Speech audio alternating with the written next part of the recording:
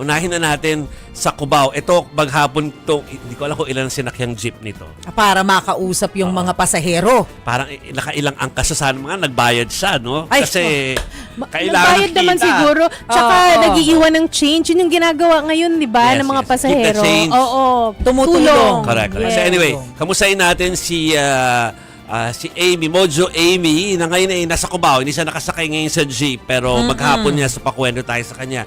Kamusta ang iyong buong araw ng kamusta sa mga kababayan natin, Amy?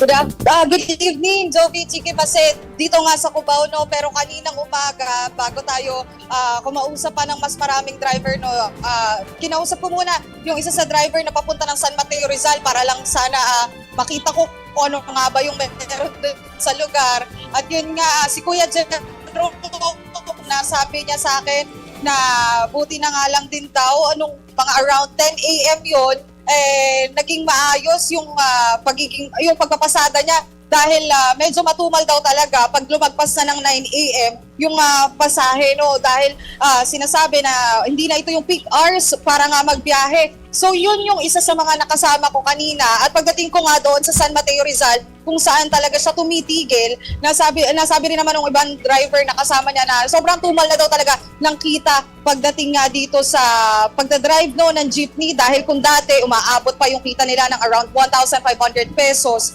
ngayon ay papatak na sa 300 to 400 pesos at mababawasan pa nga yan ng 100 pesos dahil din may kailangan nilang kumain for lunch or kaya naman for dinner. So, merong ding instances kanina, Jovi, na may nakausap akong mga driver, sabi nila, tinapay tsaka kapinangalang daw yung pampalipas nila ng gutom. At yun nga, dito rin mismo, marami pa rin namang bumabiyahe, hindi katulad din nung ina-expect natin. Actually, ikot ko kayo dito sa Cubao mismo, marami pa rin namang bumabiyahe nga mga jeep. Hindi katulad dun sa mga parang inasahan natin na wala na talagang iikot, no. May mga pasahero pa rin naman, though nabalitaan din natin na ilan kasi nag-work from home na. So, yun yung ilan din sa mga instances dito. Ito si Kuya, medyo tanungin natin. Kuya, pwede po kayong ma-interview for SPL lang po sana. Ano pong pangalan nyo? Ernest Sinoy. Ernest po. Kuya, ano po? Ernie po. So, kamusta naman po yung kitaan po ngayon sa jeep po? Kitaan?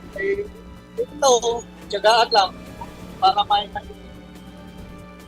kita naman din pa paano ng 200. 200 na lang po. Dati po ba magkano? Dati, umabot na 700, 900. Ngayon, wala na, mapupunta na sa digit. Gano'n lang po yung hirap din po yan na, ayun nga, from 700 na 200 na lang yung sa pang-araw. Ito lang, talagang tiyagaan lang kasi pag hindi kami bumiyahe, wala naman kami magwala na pang-araw-araw ng pagkain.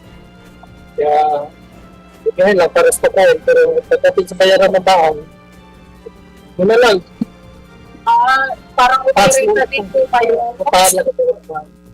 Gusto po yung pamilya ito po ba? Single parents lang kasi. Single parent. Gusto po yung pagtataguyo, lalo na kayo. Wala ka masyadong katulong. Parang ang kataguyo. Wala. Parang Last na lang po siguro panawagan ko sa kumpira sa kamahalaan natin. Ano po ba ngayong pwede nilang gawin para din at least yung situation po? Ang kaming panawagan ko lang ay sana nagtagal tayo ngayon at saka nagtagal yung pagkasahe para maano naman yung makapagtagal naman yung pangarawa ng mga. Thank you po kuya. Ilan kayo sa biyahe po. So ayun no, Jovi Chiki Mase, nakausap natin si Kuya Ernie. Siya isang single parent pala at yun nga, meron din tayo kaninang mga nakausap na driver. Sabi nila, hindi daw sila nakatanggap din nung ayuda na pinamimigay nga ng DSWD. Hindi na rin ang iba pang ahensya.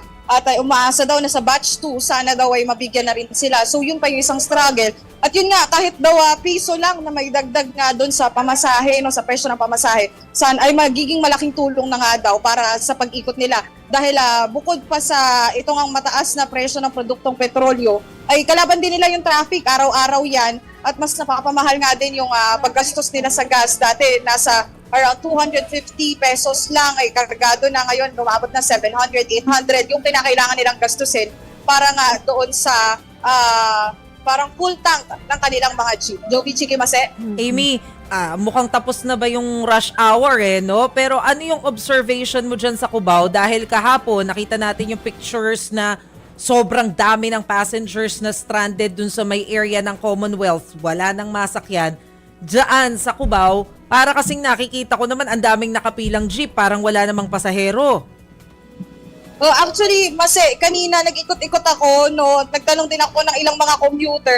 Ang sabi kasi, possibly, kaya din daw medyo mas kaunti ang tao dito, baka yung mga kamag-anak daw nila nag-work from home na. So isa yun sa mga rason kung bakit mas kaunti din yung mga commuter ngayong araw. Pero tingnan natin bukas dahil nga Friday, siguro may ilan na rin mauuna nang umuwi sa kanilang probinsya din.